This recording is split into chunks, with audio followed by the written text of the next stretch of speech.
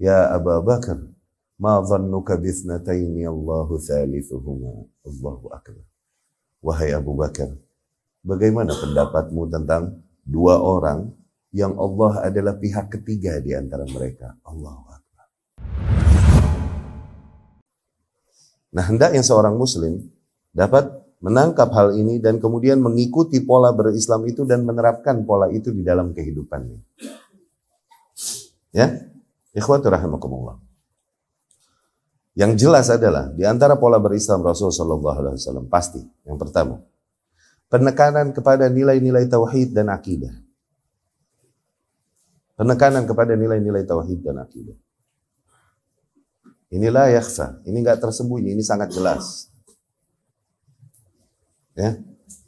Dan inilah hakikatnya mereka, yang membedakan mereka yang memang mengikuti Rasulullah sallallahu alaihi wasallam dibandingkan dengan kelompok-kelompok lain yang mengaku bergerak atas nama agamanya namun tidak berada di atas sunnah Rasulullah sallallahu alaihi wasallam. Di antara nilai awal intinya adalah poin ini. Penekanan terhadap dakwah, tauhid dan akidah. Tidakkah kita lihat 13 tahun di Mekah, surat-surat yang turun awal adalah surat-surat yang sifatnya makkiyah, pasti berbicaranya tentang tauhid dan akidah. Surat-surat yang sifatnya tauhid dan akidah.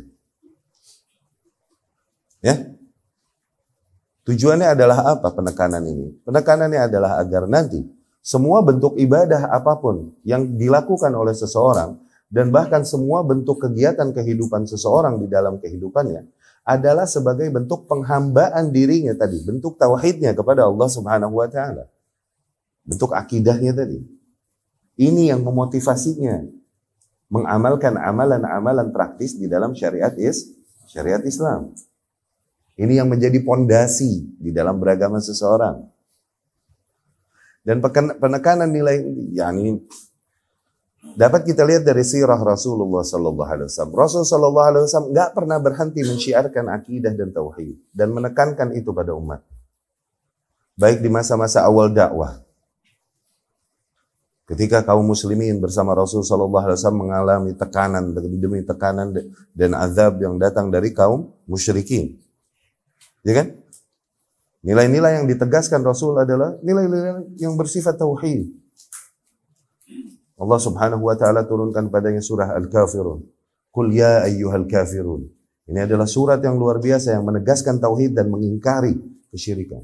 Qul ya ayyuhal kafirun. Katakanlah wahai orang-orang yang kafir. La a'budu ma ta'budun. Sungguh aku tidak beribadah kepada apa yang kalian sembah. Wala antum 'abiduna ma a'bud. Tidak pula kalian beribadah kepada sesuatu yang aku sembah. Wala ana 'abidum ma 'abadtum. Ditegaskan lagi, tidaklah aku beribadah kepada apa yang kalian sembah. Yani aku tak akan menyembah hal yang kalian sembah. Lakum dinukum waliyadin. Sungguh berbeda agama kita. Agama kalian dengan agama kita ini beda. Kalian punya agama, kami punya agama. Ini penegasan. Oke? Pengingkaran, nafi terhadap apa yang diyakini oleh mereka sebagai bentuk agamanya yang tidak benar, tidak ada keterangannya dari Allah, tidak juga dari nabi-nabi yang diutus pada para manusia. Surah Al-Ikhlas. Qul huwallahu ahad, Allahus samad, lam yalid wa lam yulad wa lam yakul lahu kufuwan ahad. Dan surat-surat lain ini semuanya yang makkiyah ini berbicara tentang akidah dan akidah dan akidah. Yang dimana poros akidah itu semua terdapat pada tauhid, yakni pengesaan Allah Subhanahu wa taala, penunggalan Allah Subhanahu wa taala. Dan ketika hijrah dari Mekah ke Madinah, enggak berhenti juga Rasul sallallahu alaihi wasallam menekankan nilai-nilai tauhid. Ketika bersama Abu Bakar radhiyallahu anhu bersembunyi di gua dari kejaran para kaum musyrikin.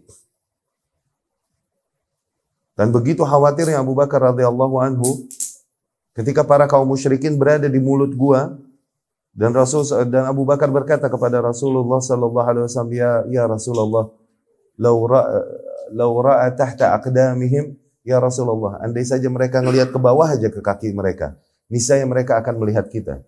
Yani guanya begitu tuh.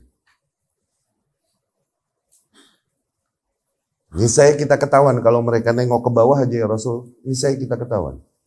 Rasul pun menekankan nilai tauhid lagi kepada Abu Bakar di situ. Ya Abu Bakar, Ma dhannuka bithnataini Allahu thalithuhuma. Allahu akbar. Wahai Abu Bakar, bagaimana pendapatmu tentang dua orang yang Allah adalah pihak ketiga di antara mereka? Allahu akbar. Ini Allah dengan semua kuasa dan penjagaannya bersama mereka. Apa pendapatmu tentang orang demikian?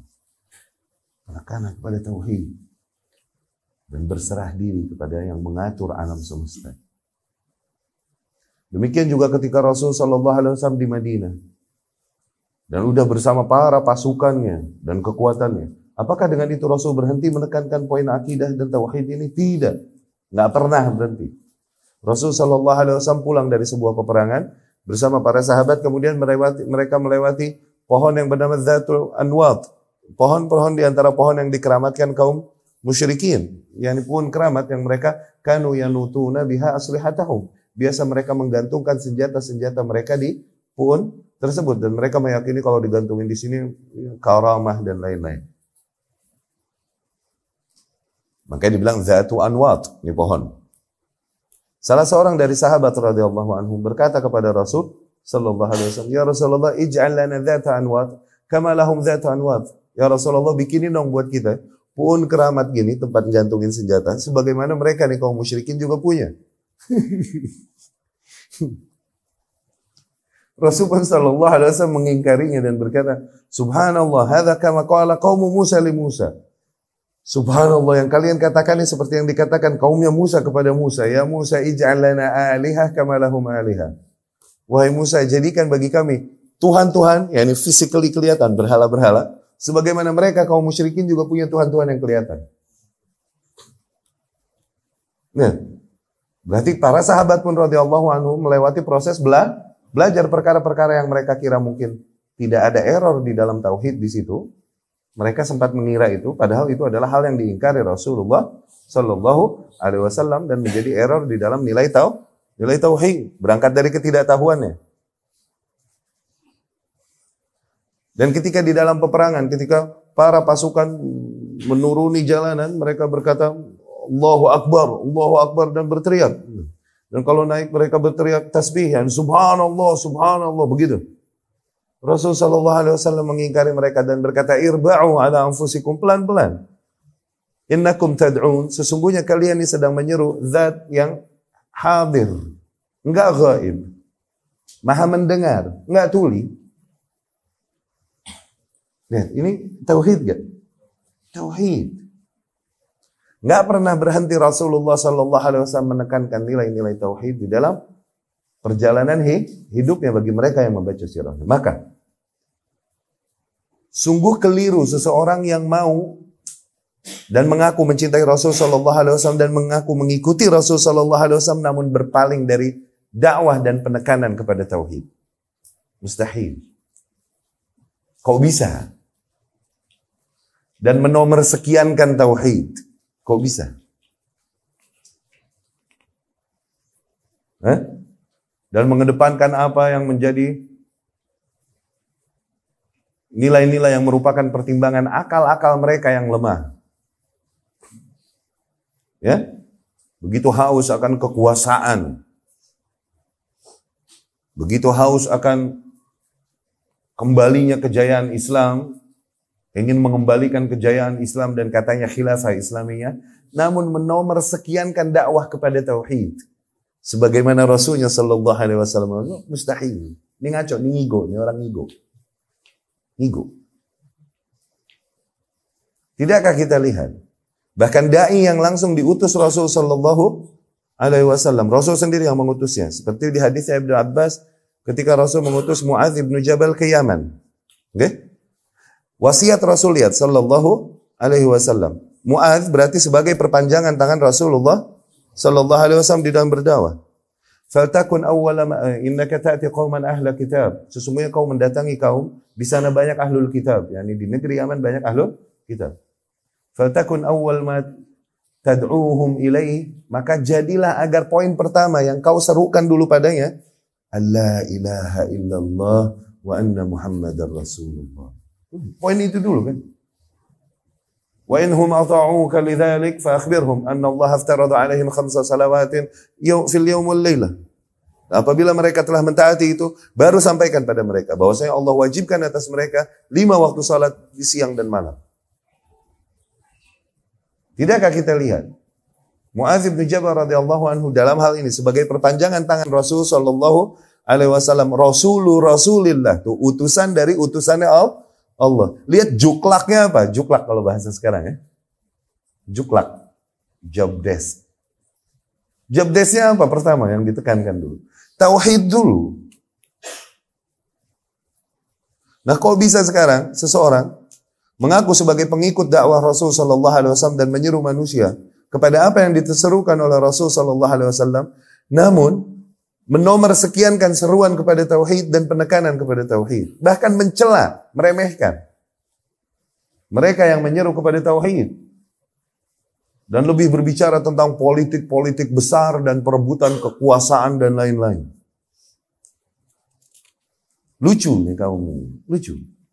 Ini yang membedakan dakwah ahlu tauhid, ahlu sunnah dengan kelompok-kelompok lain yang tidak berada di jalan ahlu sunnah.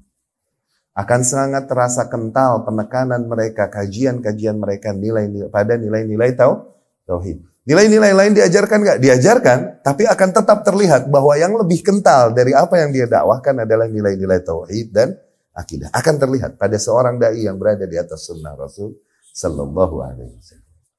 Ketika seorang dai berpaling dari hal-hal tersebut dan kemudian hanya menyampaikan materi-materi yang sifatnya toh sudah disepakati di antara kaum muslimin, nilai-nilai juga nilai-nilai yang diajarkan oleh syariat Islam, namun bukan nilai yang paling utama yang harusnya diserukan. Perkara-perkara tazkiyatun nufus, perkara-perkara yang sifatnya adab dan lain-lain. Ini hal yang telah disepakati baik antara ahlu sunnah ataupun ahlul bidah. Husnudzan, birrul walidain. Ini memang ahlu sunnah, ahlul bidah sama sepaket, ya kan? Atau fikih rumah tangga. Ini mau ahlul bidah, ahlus sunnah sama, udah begitu. Nggak ada perbedaan antara kita. Nggak mau masuk ke ranah perkara-perkara tauhid dan akidah. Kenapa? Mereka sadar kalau mereka masuk ke situ akan banyak gesekan dengan manusia. Dengan itu akan kehilangan banyak para pengikutnya seseorang kalau mengambil tempat itu. Diuji di situ seseorang. Itu yang bedain ahlus sunnah dengan kelompok-kelompok lain. Bukannya kita meremehkan nilai-nilai lain. Tidak. Itu nilai-nilai yang juga datang dari Allah subhanahu wa ta'ala. Namun tempatkan setiap hal pada tempatnya. Apa yang harusnya diprioritikan? Bukankah Rasul sendiri sallallahu alaihi wasallam? Bukan kita meremehkan adab. Bukan juga kita meremehkan perkara-perkara fikih furu. Bukan. Tapi memang posisinya tidak berada di posisi yang prioritas. Rasul sendiri yang menempatkan agama ini. Dan mengaturnya. Sallallahu alaihi wasallam mengajarkan kepada kita susunannya seperti apa. Al-imanu bid'un wa sab'un. Iman ini ada 70-an cabang. Oke? Ada yang bilang bid'un wa sittun. Di riwayat lain ada yang 60-an, ada yang 70-an cabang. Afdaluha yang paling utama. Qaul la ilaha illallah. Tuh yang paling utama itu udah. Apa la ilaha illallah? Tauhid. Wa adnaha dan yang paling rendah tuh, paling rendah. Siapa yang bilang rendah? Rasul sendiri yang bilang rendah, bukan kita ngeremehin. Cuman emang rendah tuh taruh di tempat yang rendah udah. Yang sportif. Adnaha apa? Imatatul adha an tariq, menyingkirkan duri dari bab apa tuh? Manner, adab. Ini kok bisa sebuah kaum sekarang menyeru kepada nilai-nilai adab terus, tapi meleng di nilai-nilai tauhid dan akidah. Di situ terjadi kesyirikan dari bidah-bidah yang ada, atau di situ terjadi kekufuran dari pelanggaran-pelanggaran nilai akidah yang ada, atau di situ terjadi penyimpangan-penyimpangan dari akidah ahlus sunnah dan lain-lain. Diam, nggak mau tahu, nggak mau dia ingkari. Kok bisa? Terus ngaku mengikuti dakwahnya Rasul sallallahu alaihi wasallam. Kok bisa? Ya, sesungguhnya kita dapat menangkap pattern hal ini nih, warna ini dari dakwah Rasul sallallahu alaihi wasallam apabila kita membaca sirahnya. Dan demikian juga yang diterapkan oleh para salaf radhiyallahu anhum. Di mana nilai tauhid, nilai akidah adalah hal yang paling mereka tekankan di dalam dakwahnya. Sehingga dengan itu, jadilah semua bentuk beragamanya dan aktivitas-aktivitasnya di dalam kehidupan sebagai bentuk tauhid, sebagai bentuk penghambaan dirinya kepada Allah Subhanahu wa ta'ala. Wa ma umiru illa liya'budullaha mukhlishina lahuddin. Kita tuh tugas kita cuman itu tuh. Tidaklah kita diperintahkan, tidaklah mereka diperintahkan kecuali hanya untuk menghambakan diri mereka kepada Allah Subhanahu wa ta'ala.